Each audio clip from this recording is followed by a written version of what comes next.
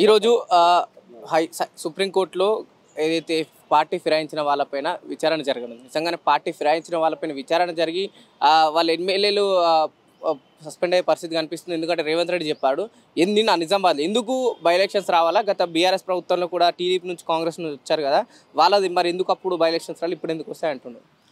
ఆనాడు ఉన్న మెజారిటీ కాంగ్రెస్ మన ప్రతిపక్ష హోదాన్ని బీఆర్ఎస్ పార్టీలో విలీనం చేయడం జరిగింది కాబట్టి వాళ్ళకు అడిగే హక్కు లేదు. ఈరోజు మేము 39 సంఖ్యలు ఉన్నాం. మా 10 మంది ఎమ్మెల్యేలు బీఆర్ఎస్ పార్టీ ఎమ్మెల్యేలు కాంగ్రెస్ పార్టీలో తీసుకురాం కాబట్టి ఇది నిజమైన కాదు అని చెప్పడానికి మేము సుప్రీంకోర్టుకి వెళ్ళడం జరిగింది. మాకు ఈ రాష్ట్రంలో ప్రజాస్వామ్యం పైన నమ్మకం ఉందా లేదా డౌట్, కానీ సుప్రీంకోర్టు వ్యవస్థ పైన నమ్మకం ఉన్నది. ఈ రేవంత్ రెడ్డి గారి పాలన పైన నమ్మకం లేదని చెప్తున్నా. కేవలము ఏమంటే పబ్బం గడుపుకోవడానికి పరిపాలన తప్ప చేసింది ఏం లేదు. ఈ రాష్ట్రంలో జైరాబాద్ నుంచి ఖమ్మం పోదామా, ఆదిలాబాద్ నుంచి మహబూబ్నగర్ ప్రాంతంలో ఉన్న తెలంగాణ ఏ గల్లీకి వెళ్ళినా, ఏ గ్రామీణ ప్రాంతానికి వెళ్ళినా ఈ పరిపాలన పైన ఎవరైనా గ్రామీణ ప్రాంతాల్లో ప్రజలు చెప్తారు.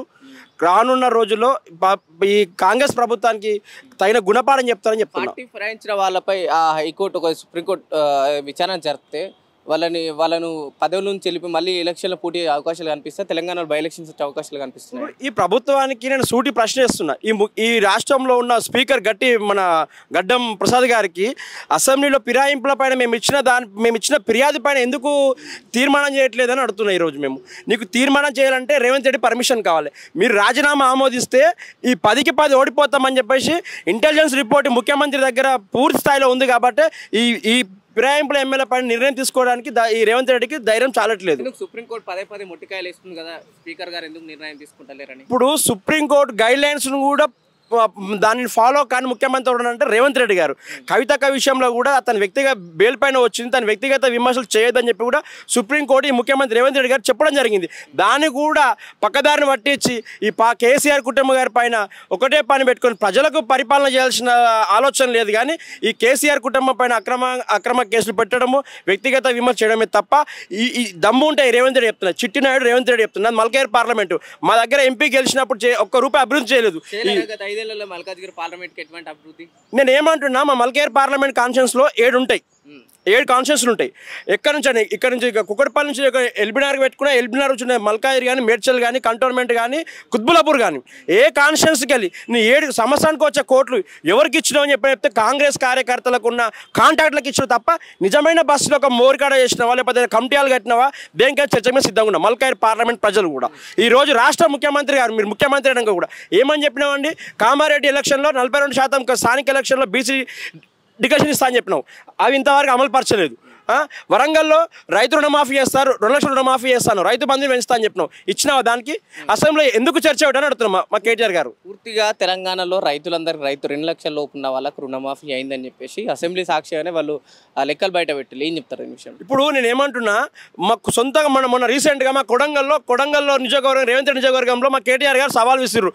దమ్ముంటే రేవంత్ రెడ్డి చిట్టినేడు ఆలియాస్ నీకు దమ్ముంటే రాజీనామా అయ్యి 50,000 కన్నా ఎక్కువ మెజార్టీతో మా మన నరేంద్ర గెలుస్తాడు, లేకపోతే శాస్త్ర రాజకీయ తీసుకుంటా అని చెప్పిండు, రాజకీయ సనే తీసుకుంటా అని చెప్పిండు. దమ్ముందా?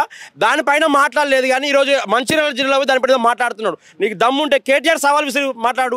మా హరీష్ రావు గారు ఏమని చెప్పారు, నీటిపారుదల విషయంలో కూడా తెలంగాణ ప్రాంతానికి అన్యాయం జరుగుతుంది, శ్రీశైలం నుంచి నల్గొండ ప్రాంతానికి రావాల్సింది ముందు చూపు ఆలోచన. వచ్చేది ఎండాకాలం అంటే ఈరోజు తెలంగాణ రైతులు కూడా ట్యాంకర్ తీసుకొచ్చి వరి పంట పండించుకునే పరిస్థితి. అంటే చివరి క్షణంలో వరి పంట చనిపోయే అవకాశం ఉంటే ఒక ట్యాంకర్కి 5,000 పెట్టి కొనుక్కొచ్చి వరి పంట పండించుకుంటారు. ఈ రేవంత్ రెడ్డి ఎక్కడ పరిపాలన ఉంది, ఎక్కడ పని? ఈరోజు కాంగ్రెస్ ప్రభుత్వం వచ్చినాక ఊర్లలో చెరువులు ఎన్నాయి, బాయిలు ఎన్నాయి, డ్యామ్లు ఎన్నాయి, కాళేశ్వరంలో వచ్చే నీళ్ళు కూడా వాటం కూడా కాళేశ్వరం పూర్తి కుంగిపోయే పరిస్థితి ఉంది. అందుకే మేము వాటర్ స్టోర్ చేస్తామంటున్నాం. ఇప్పుడు నిజానికి చరిత్ర తీస్తే నాగార్జున సార్ కట్టిన కాడ నుంచి మన ఆదిలాబాద్లో ఉన్న డ్యామ్లో కట్టిన కాడ నుంచి కుంగిపోవడం సాధ్యం. ఉష్కలో కట్టినప్పుడు కొంచెం జరిపోతాం, వాళ్ళ డ్యామ్లో కట్టిన మొత్తం కూలిపోలేదు. కాంగ్రెస్ పరిపాలనలో కుంగిపోయి ఉంటే సెంట్రల్ కమిటీ వచ్చింది, దానిపైన చర్చ పెట్టండి. అసెంబ్లీలో దమ్ముంటే పెట్టడానికి చేత కాదు. కాబట్టి ఉత్తమ మాటలు, ఏ రైతు బంధు లేదు, రైతు రుణమాఫీ లేదు, ఎక్కడ లేదు. బీఆర్ఎస్ పార్టీ పైన, నాయకుల పైన కక్ష సాధింపు కేసులు తప్ప, చర్యలు తప్ప ఇంకో ఒరిగింది లేదు, చేసింది లేదు. ఒకవైపు శ్రీశైలంలో ఎస్ఎల్బీసీ టన్నల్ కుంగిపోతే నిజామాబాద్ వెళ్ళి ప్రచారం చేస్తుందని చెప్పేసి ఒకవైపు ప్రతిపక్ష పార్టీలు విమర్శిస్తున్నారు. దీన్ని ఏ విధంగా ఇస్తారు? థ్యాంక్ యూ, మంచి క్వశ్చన్ బ్రదర్.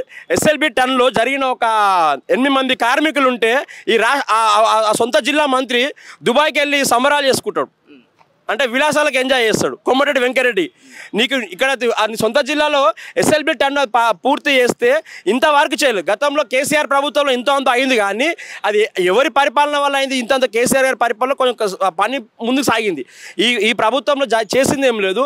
ఉత్తమ్ కుమార్ రెడ్డి గారు ఒక రోజు ఇంకో రోజు పోవాలంటే నాకు హెలికాప్టర్ అయిందో పోలంటాడు. అంటే వీళ్ళు షికారు చేయడానికి తప్ప పరిపాలన చేయడానికి, పరిపాలన పైన ప్రజల పైన శుద్ధి లేదు ప్రభుత్వానికి. ఎందుకు 15 నెలల పాలన ఎటువంటి తీరు జరుగుతలేదు అంటారా? నేను ఏమంటున్నా, ఈ రోజున్న మంత్రులకు, కాంగ్రెస్ ముఖ్యమంత్రి ఉన్న డిప్యూటీ ముఖ్యమంత్రి బట్టి విక్రమార్క గారు కానీ ఉన్న మంత్రులకు, ఎమ్మెల్యేలకు, ఎంపీలకు, ఈ రోజు ఉన్న ఎమ్మెల్సీలకు కూడా నేను ఎక్కడికైనా చర్చకు వస్తా అని చెప్తున్నా. తెలంగాణలోని అమరుల స్తూపం కాడ అసెంబ్లీ సాక్షి వస్తామా? అసెంబ్లీలో అయితే అసెంబ్లీలో మా కేటీఆర్తో మీరు చర్చించండి, మాలాంటి నాయకులతో అసెంబ్లీ బయట ఉన్న అమరుల స్తూపం కాడ మేము చర్చిస్తామని చెప్తున్నాం. మేము రేవంత్ రెడ్డి ఎక్కడ సభలు పెట్టినా సరే, రాష్ట్ర వ్యాప్తంగా నారాయణపేట కావచ్చు, నిజామాబాద్ కావచ్చు, ఎక్కడ పెట్టినా సరే పూర్తిగా తెలంగాణలో 10 ఏళ్ల కాలంలో, దాదాపు 9.5 ఏళ్ల కాలంలో బీఆర్ఎస్ చేయని పని వచ్చిన 15 నెలల కాలంలో మేము చేసినామని అంటున్నాం. నేను ఏమంటున్నా, దాని 10 ఏళ్ళు మేము 9 ఏళ్ళన్నర మేము పరిపాలన చేసినాము. నువ్వు 14 ఏళ్ళు నువ్వు అయిపోయింది. 7వ తారీఖు ముఖ్యమంత్రి ప్రమాణ స్వీకారం చేసినావు. 7వ తారీఖు నుంచి ఇలా 25వ తారీఖు వరకు ఈ రోజు వరకు చర్చకు రాని చెప్తున్నాను. నేను దేనిపైన చర్చగా చెప్తున్నా. విద్యా విషయమైనా సరేవండి, మన వ్యవసాయ విషయంలోనే కానివ్వండి, మహిళా సంఘాల విషయంలో కానివ్వండి, బీసీ విషయంలోనే కానివ్వండి, ఏ రంగంలో కూడా తెలంగాణకు అన్యాయం జరిగింది తప్ప తెలంగాణ అభివృద్ధి చేయని పార్టీ కాంగ్రెస్ పార్టీ. ఇప్పుడు అభివృద్ధి గురించి తీసుకుంటే అటు బీజేపీ, బీఆర్ఎస్ ఎటువంటి న్యాయం చేయలేదు తెలంగాణకు. అంతో ఇంత ఉమ్మడి ఆంధ్రప్రదేశ్ నుంచి అయినా సరే, ఇప్పుడైనా సరే మేమే న్యాయం చేస్తున్నాం అంటుంది కాంగ్రెస్ పార్టీ.